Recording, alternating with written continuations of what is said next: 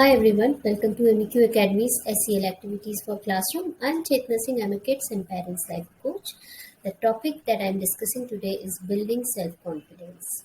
And this video is for teachers and educators who wants to conduct social emotional learning workshops in their classroom with the students. So as a teacher, as a mentor, we all need to help our children in developing and building their self-confidence. Basically, confidence helps us be ready for life experiences. It helps us in taking risks and challenges in our life. And even if we fail many times, it is only the confidence that helps us to try again and again. So basically, we can say that if we are confident of ourselves, we can handle all the difficulties of our life easily. So first of all, as a teacher, you need to explain them what is self-confidence. So self-confidence is an attitude about your skills and abilities. It means you accept and trust yourself and have a sense of control in your life. So self-confident people are aware of their strengths as well as their weaknesses, but they focus more on their strength. The more confident you become, the more you will be able to calm the voice inside you, that inner voice which is constantly telling you that I cannot do it, and I'm not good enough. So there are three types of self-confidence. Number one is low self-confidence, which means staying in your comfort zone, fearing failure, so avoid taking risks, covering up all the mistake. Basically, those who are with low self-confidence, they make mistake, and they do not learn from their mistake, and they are again repeating their mistakes. So always they are thinking about others, but they are thinking about them. Second one is optimal self-confidence. We all want optimal self-confidence in our life. It means we have the courage of conviction to decide on in our life purpose and plan for making it happen.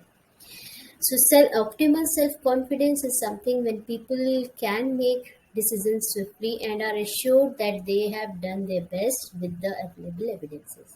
For example, when you know your talent and are fearless in showcasing it in front of people, it means you have that optimal self-confidence.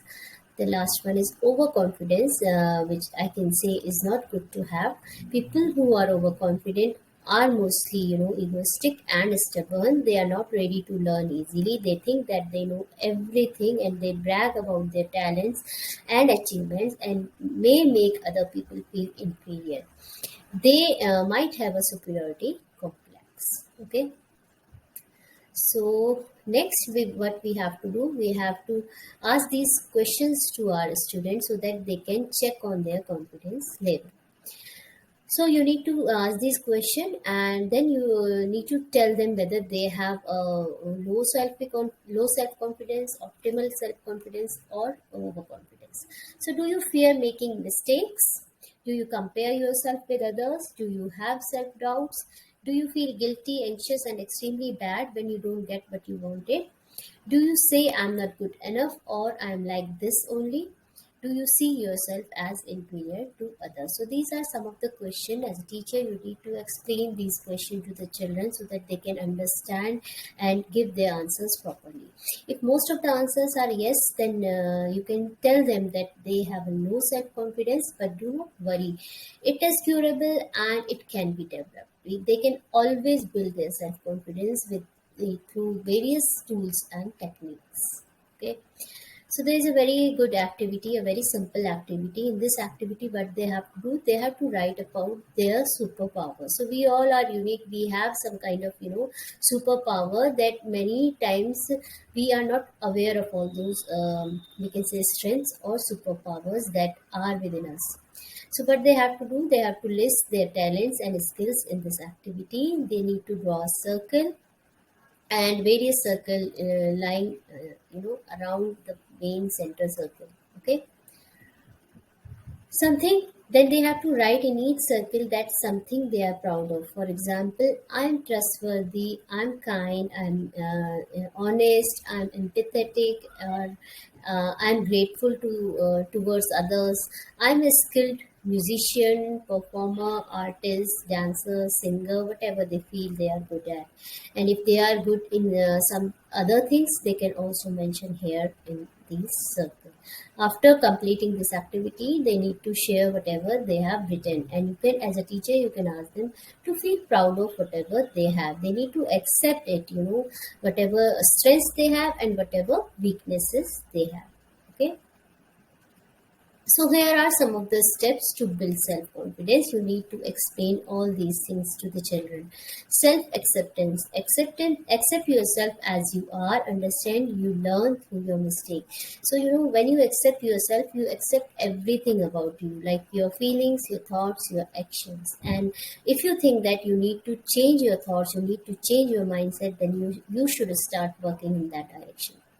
Self-belief, or self-efficacy is a person's belief in their ability to complete tasks and achieve their goals. Self-image, it is how you see yourself that matters the most. Okay, so when you see yourself in the mirror, how you see yourself matters most. So you can ask here the children that what do you think about yourself when you see your reflection in the mirror? Fine. Okay, so next is self-esteem, that makes feel good about yourself. If your self-esteem is higher, you will feel good about yourself.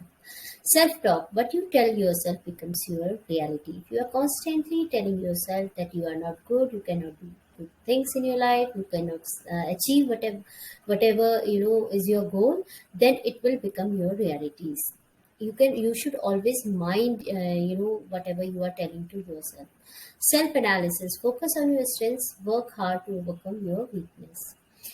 Change now, just as you change the TV channels, start changing the channels of your life. So it is, I know that it is not so easy, but if you won't try, then the things will always be harder for you. So start making changes in your life, start taking action in your life, so that you can become what you want. Okay, these are some of the action plan to boost confidence. First of all, you need to love yourself, accept yourself and love yourself. Say yes to challenges. Always be ready to take risk in your life. Start your day with a smile, make mistakes and correct it. Give a pat on your back for little achievements, count your blessings. Feel that you have been born for a great purpose. Think, feel and talk positively, and spend time with self-confident people. Okay. Now we come to the reflection part. You can ask the children that what are some of your takeaways from the session? What action steps will you take to boost your confidence? How do you want to see yourself next year? And at the end, I would like to say a winner is not one who never fails, but one who never quits. Okay, so this was all for today. We would love to chat with you. You can reach us through this phone number. You can also write to us. Here is our email address. You can visit our website and you can subscribe to our YouTube channel so that you can get more SEL activities and other information regarding emotional intelligence. Okay, so thank you so much. I'll be here again with another activity of SEL. Till then, goodbye. Have a good day.